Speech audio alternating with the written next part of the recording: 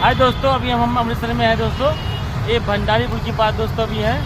एक हमारी बहन मिली है, इनके पैर में दोस्तों क्या लग गया था? सांप लग गया था।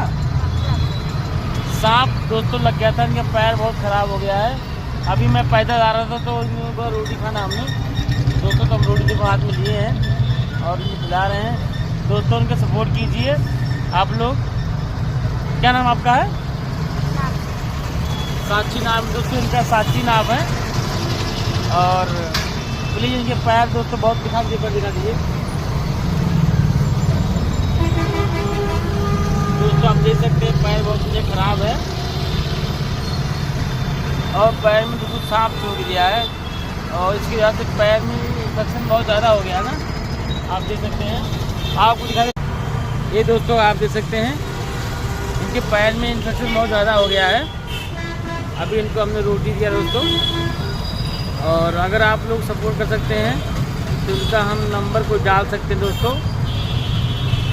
आपको कोई नंबर है? अकाउंट नंबर है? ठीक है, कोई नंबर बता दो, मैं डाल दूँ आपका नंबर, खाते में पैसे आ जाएगा। तो दोस्तों ये कोई नंबर इनका होगा तो इस चैनल के माध्यम से आप लोग को डाल देंगे इनका अकाउंट नंबर। तो शायद आपको वीडियो बहुत पसंद आया होगा दोस्तों। और ये भंडारी पुल आप देख सकते हैं दोस्तों, भंडारी ब्रिज है।